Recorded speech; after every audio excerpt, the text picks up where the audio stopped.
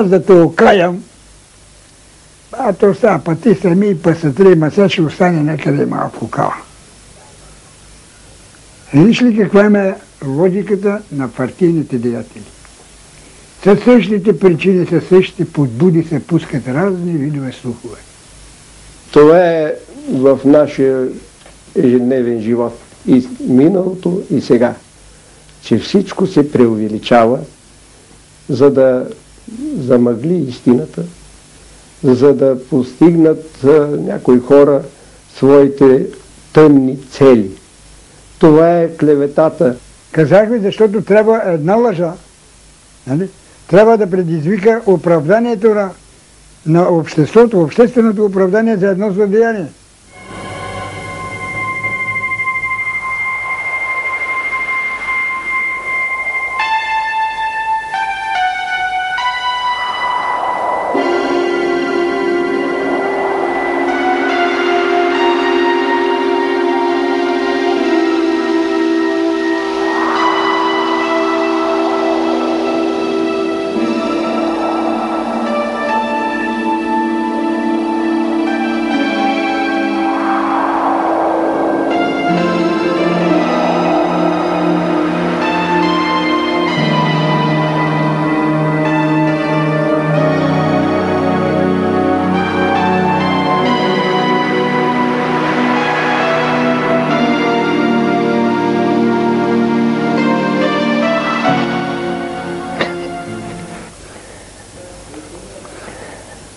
Като убиха партизанина Никола Пенков Дорсчи. И ние деца, даже с неговото момче бехме. То войска много, народ много, полиция много. И камиона го караше един човек от Тръстеник тук. Аз съм очевидец. И този човек спре камиона не пред съвета, ама ми го спре пред сел Копа. Пред вратата на сел Копа. И го накараха този човек да отвори канатите на камиона, той не иска да ги отвори човека. И бега в една уличка там. И стоя там човек. И от толкова много народ, дедо поп се качи в камиона. И той, партизанина, ранен, той полумъртъв. Като го ритне от тази страна излее кръв. Му вика, жено, нати комунизъм няма твоята мама. Ети комунизъма, намери си комунизъма. Така е лесно да се каже. Но лесно ли е да се докаже, примерно една лъжа, ти да я превърнеш в истина и да кажеш, че това не е лъжа, не е истина. Доклад за историческото минало и светлото бъдеще на село Тръстеник, Плевенско, приет през месец април 1958 година. На 1 юли 1944 година в землището на село Оряховица бяха обкръжени от войска и полиция сред голото поле другарите Жиянски и Колюдоровски. През стрелката Жиянски е само ранен, а Колю смъртно ранен. Ето какво пише за последните минути на Колю другаря Жиянски. Злоповна тишина, никакъв шум. Но в миг 10 пушки гръмват над главите ни. Куршумите свистят, съскат между класовете. Отговаряме и ние с гърмеж. Колю ми прошепна: Веселине, ранен съм в лявата ръка, но не спира. След малко и мен ме раниха в кръка, рамото също ме боли. Куршум в главата ме сваля в безсъзнание. По гръб сме в камиона, свързани ръце. Колю е много тежко ранен в ръката, гръбначният стълб е също разбит, през врата към ухото е също ранен. Полумъртъв, полутруп. Колю бе докаран в Тръстеник. Посрещнаха камионетката и се спряха, за да видят дали е верно тръстенишките фашисти, братя Савчеви и поп Иван Тодоров. Мамка му ръмжеше със задоволство попа, ритайки полумъртвата глава.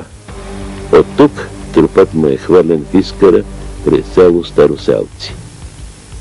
Докладът е написан от Велико Доровски, чичо на партизани на Никола Доровски. Моля се. Моля се. Да? Не смея да кажа истината. Дай, кой ще е? Кой го е ритал? Попа. Кого е ритал? Коледорски. Но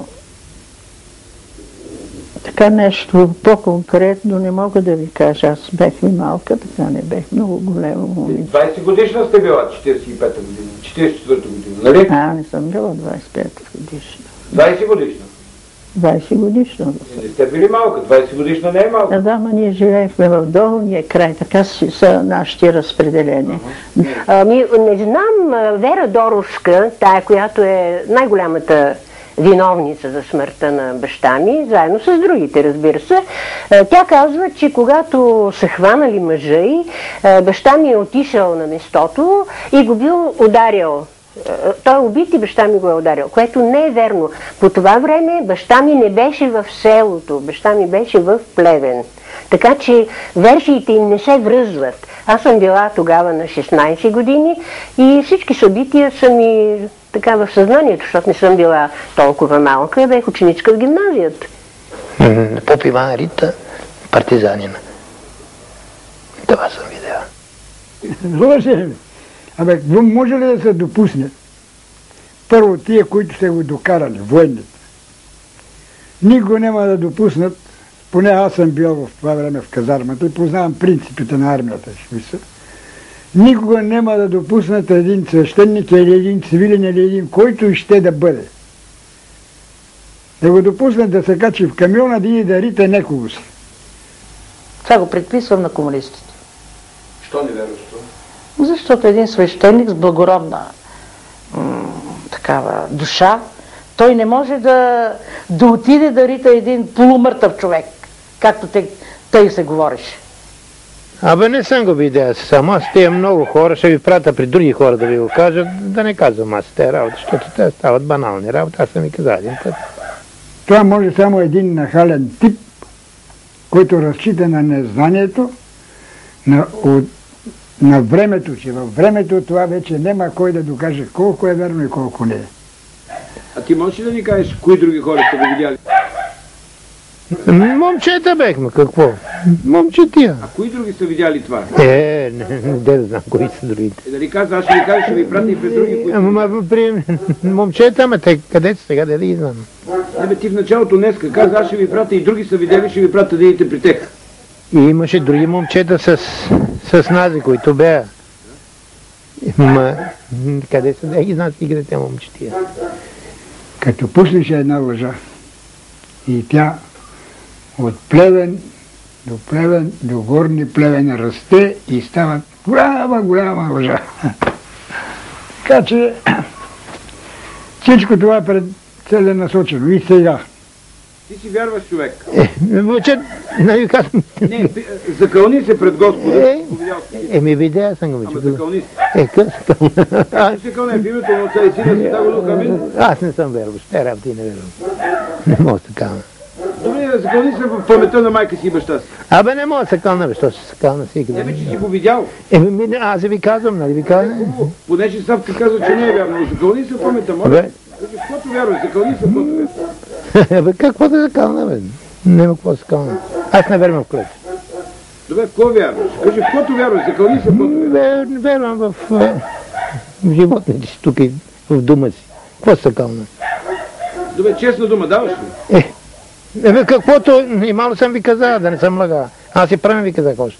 Каквото съм знае, това ви казвам. Що ще говоря глупости и други работи? Други работи не мога да говоря. Това. Щом като той е човек, при положение, че иска от него да се закълне, а той нема кораж да се закълне, в името на Бога той е отричал, той е атеист, за него това е глупост, клетвата е добре, тогава в името семейството, на децата си, на родителите си. Не ще да се каже никаква клетва. Ето и ние сега се заклеваме в името на републиката, в името на народа. Поне така да каже, поне честна дума да каже. И това не ще. Ами това може винаги да предполагаме от всеки атеист, че би могло да свидетелства каквото искаш. Той няма страх от Бога и срам от хората. Аз мога да потвърда и се заклевам в истината, че отец Иван служише на българския народ като честен човек. Лоши дела не знам и не помня той да извърши.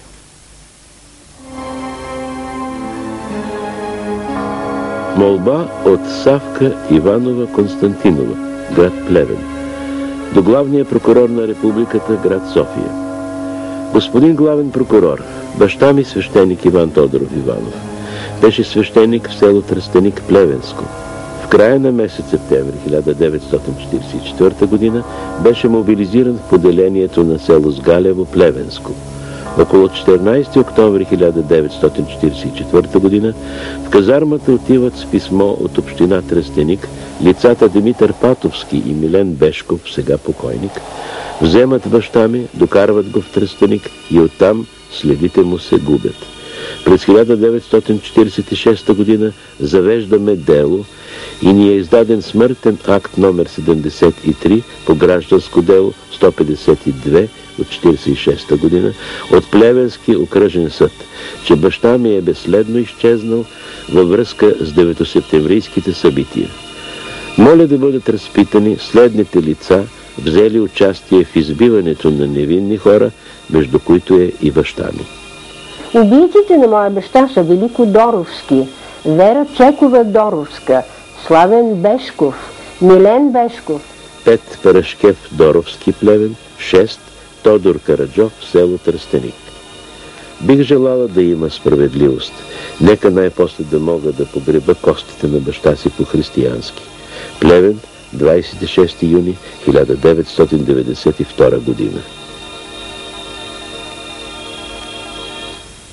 Вера Чекова Доровска, по първия си мъж, беше приятелка на Тихомир Батолски, наш роднина от Плевен, който докато ние живеехме в Тръстеник, идваше в Тръстеник да се среща с нея. Но в последствие той се ожени за друга, не взе нея, не знам по какви причини, и тя остана с убеждението, че за да не я вземе Тихомир, вината е в моите родители, че те са наговорили нещо лошо за нея. Тя е незаконно родено дете на майка си, майка я родила като госпожица. Не биваше, я оказвам, ма го казах сега, това положението. И в последствие, когато Колю Доровски излезе от затвора, той така беше поизпаднал, той се оженва за нея. И след като го убиха, тя става вече много голяма след 9 септември и почва да се разчиства сметките наред, като първата й жертва беше моя баща. Това е истината. Поп Иван беше си направа един, как да ви го кажа, човек, който крайно ненавиждаше комунистите и за най-малката работа той се особено ползваше по-късно легионерите. Убийците на отец Иван, освен Доровци, които техният син е убит, и този Фердинанд Александров, комунистите. Други не мога да ви кажа. И просто за отмъщение, тъй си го мисля. Баща ми, когато е задържан от местните власти тук в Тръстеник, го вкарват в мазето на общината, което мазе е било с каменни зидове. И когато е влезнал в мазето, е сварял поп Иван на земята в тежко състояние. И той е промълвил: "Тошо, прибиха ме." И посочил на стената една стълба нарисувана на каменната зидария и казва: "По тая стълба ме караха да се качвам." Като го убиха, моята майка съжаляваше за случая, какво е станало с отец Иван, тъй като никога не е имало такива лоши нарушения, които те са преценили комунистите.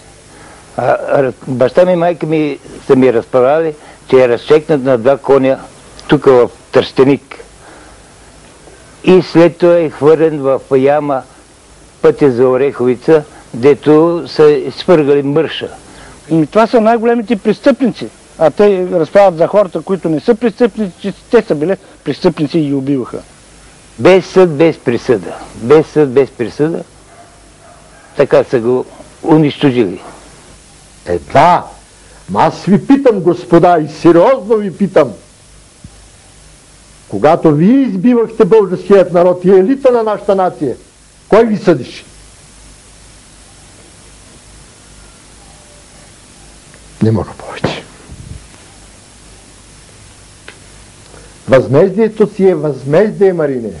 Запомни го това от мен. И грешката е тая, че трябваше с хладни ръце и с остър ум да се борави. За да може сега нашата партия да излезе с чисти, така ясни сметки да каже: вие ни избихте толкова хиляди елит, вие унищожихте толкова къщи, толкова деца оставихте сираци, вие ликвидирахте толкова земеделие, животни и така нататък. Нали? Ние сме убили поп Иван. Добре? Убили сме, примерно, единствено комунистите изграждат своята идеология върху класовата омраза. И тогава, когато водеха те борбата срещу българският народ, не омраза, тогава беше революционна наставеност и ярост. Не може да бъде верен комунист, ако не е подготвен като талибаните, да реже гърла. Ние не сме терористи, според мен. Ние се борим да имаме хлеб и да легло, облекло. Това е цялата работа. Не сме терористи. Това е светла идеология и тя не може да падне, никой не може да я унищожи. Тя рано или късно дали ще има, в каква форма, под каква форма ще съществува, това е един много социален проблем, който народа ще каже. Човечеството един ден ще отреди. На 18 октомври 1944 г. Вълко Червенков в писмо до Георги Димитров пише: нашите другари не са съумели да обезвредят враговете в първите дни след 9 септември. Затова чистката бе проведена в последните 2 недели масово. Както аз не съм желал да отмъстя на никого, така също препоръчам на всички да понесем всичките мъчения, всичките злини, които се струпаха и клевети срещу нас, но да имаме сили да опростим. Сега, ние да търсим възмездие, това значи, че ние трябва да създадем убийци. Трябва да се сложи едно ново начало. Трябва да се възроди българския народ, да излезем из този мрак, душевен мрак, който ни потиска и който ни пречи.